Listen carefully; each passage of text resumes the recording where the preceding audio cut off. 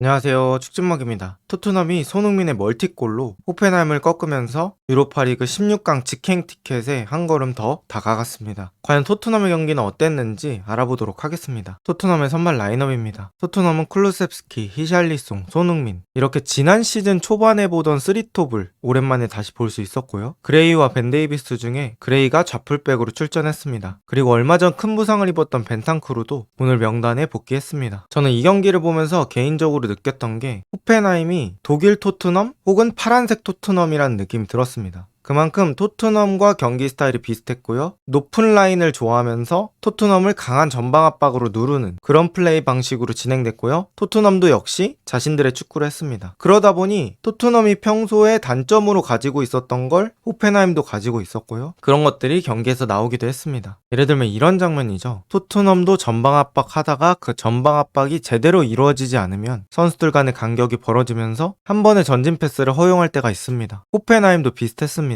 지금 호펜하임이 전방 압박을 시도하긴 하지만 뒤쪽의 선수들이 제대로 준비되지 않은 채 전방 압박을 했고요. 벤 데이비스는 한 번에 히샬리송에게 패스를 할 수 있었습니다. 이 패스 한 번으로 히샬리송이 앞을 보기만 한다면 토트넘은 호펜하임의 최후방 수비 라인과 바로 맞댈 수 있는 거죠. 또 토트넘이 라인을 올려놓다가 전방 압박 제대로 안 됐을 때 상대팀한테 뒷공간을 한 번에 얻어맞는 경우들이 있죠. 이 단점을 호펜하임도 그대로 보여줍니다. 토트넘 상대로 센터백 라인을 높게 가져가는데 앞쪽에서 전방 압박은 제대로 안 되고 그러다 보니 벤 데이비스가 킥할 여유가 생기고요. 그때 손흥민이 빠른 움직임으로 뒷공간으로 뛰어버립니다. 그리고 벤 데이비스의 정확한 패스. 이렇게 호펜하임은 토트넘에게 뒷공간을 많이 허용했고요. 특히나 이 좌우 쪽 뒷공간이 많이 노출이 됐습니다. 그래서 이 경기가 좀 미러전? 영국 토트넘 대 독일 토트넘? 이런 대결 느낌으로 진행이 됐거든요. 그리고 거기서 조금 더 유리한 양상으로 게임을 풀어갔던 건 영국 토트넘입니다. 토트넘의 이 첫 골도 호펜하임이 라인을 높게 올렸는데 수비수들의 킥을 억제하지 못했고요. 메디슨이 뒷공간을 잘 노리는 오프더블 움직임을 가져가고 포로가 거기에 양질의 패스를 넣어줍니다. 그리고 여기서부터는 선수 퀄리티가 작용하죠. 메디슨의 첫 터치가 상대 수비를 따돌리면서도 자신이 바로 오른발로 슈팅을 할 수 있는 그런 각도로 떨어집니다. 최선의 터치였고요. 깔끔하게 오른발로 마무리하면서 경기를 1대0으로 만듭니다. 또 다른 단점도 비슷한데요. 호펜하임은 지금 화면에서 알 수 있듯이 많은 선수들을 앞쪽에 배치해놓고 공격을 합니다. 그런데 토트넘과 차이가 있다면 잔실수가 더 많다는 거고요. 여기서 잘못된 스로인 실수를 메디슨이 빠르게 챙겨갑니다. 그리고 여기서 좋았던 게 손흥민 그리고 히샬리송 이렇게 두 명이 메디슨을 지원해주는 움직임을 가져가면서 역습 대 숫자를 늘려줬고요. 리버풀이 잘하는 특공대 역습을 토트넘이 보여줬습니다. 그리고 메디슨이 왼발로 잘 열어서 주는데 이 공이 수비에 뒷발 맞고 좀 바운드가 됐어요. 그런데 손흥민이 가슴으로 밀면서 가져가고요. 여기서 손흥민의 퍼스트 터치가 상당히 판단이 좋았는데요. 자신의 오른쪽에는 수비가 따라오고 있고 자신은 왼발을 잘 쓰기 때문에 수비를 피하면서 왼발 쪽을 사용할 수 있는 쪽으로 퍼스트 터치를 해놓습니다. 이게 양발의 장점이라고 생각하고요. 공격수는 선택지가 늘어나기 때문에 더 파괴력을 가져갈 수 있습니다. 여기서 손흥민의 왼발 슈팅, 수비가 태클을 했지만 오히려 이게 손흥민에게 도움이 됐고요. 골키퍼 머리 위로 공이 들어갑니다. 이렇게 토트넘은 상대방의 약점을 잘 공략하면서 전반을 2대0으로 마칩니다. 사실 전반전에 호펜하임한테도 찬스가 없었던 건 아닙니다. 하지만 호펜하임 공격수들의 골 결정력은 이상하리만큼 안 좋았고 토트넘이 2대0으로 잘 마무리할 수 있게 되었고요. 여기서부터 토트넘에게 문제가 발생하는데요. 토트넘이 부상으로만 베스트 11을 꾸릴 수 있을 정도로 부상자가 너무 많습니다. 그러다 보니까 뛰던 선수들이 계속 뛸 수밖에 없는 상황이고 체력적으로 거의 한계치까지 도달했다고 생각합니다. 그러다 보니 원래 토트넘이 체력이 떨어질 시간대보다 더 빠른 시간대에 체력이 떨어집니다. 후반전 시작하고 나서부터는 발에 모래주머니를 단 것처럼 선수들이 거의 뛰지 못했고요. 역습 복귀 속도, 역습 나가는 속도 다 너무 떨어져서 정상적으로 경기를 진행할 수가 없었습니다.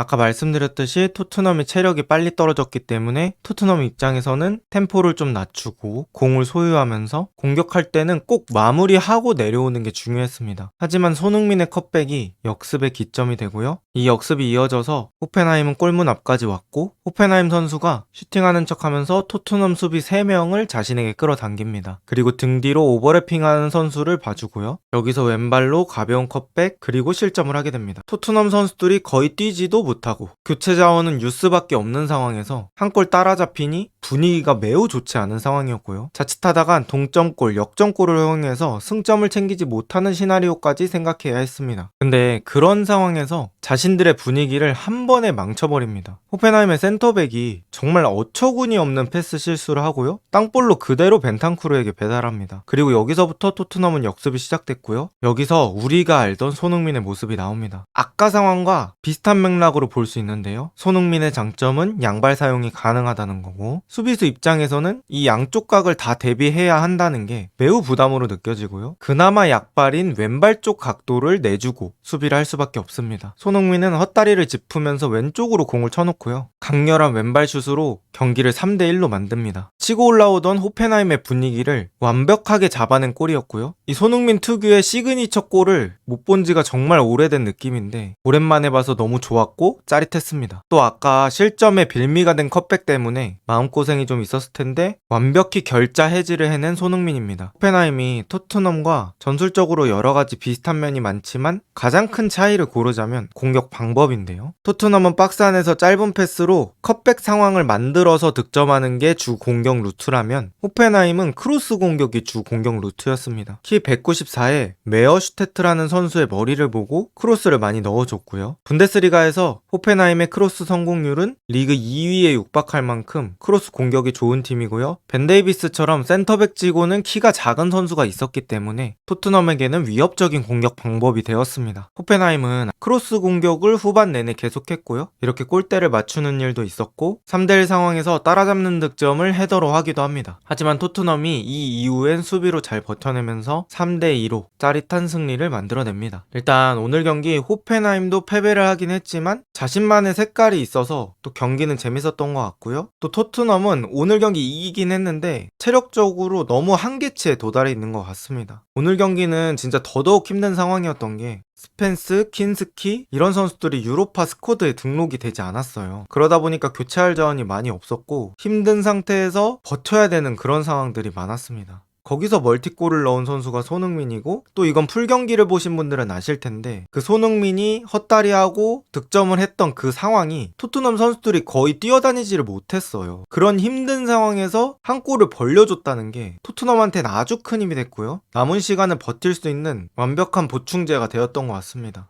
이제 토트넘이 남아있는 두 경기가 리그에서는 레스터시티 그리고 유로파 경기거든요. 이 두 경기는 지금까지 치러왔던 일정보다는 상대적으로 수월한 일정이라 승리가 꼭 필요할 것 같고요. 다음에 오는 힘든 일정을 좀 버티려면 레스터시티와의 경기에서 무조건 승점 3점이 필요할 것 같습니다. 오늘 영상은 여기까지입니다. 좋은 하루 보내세요.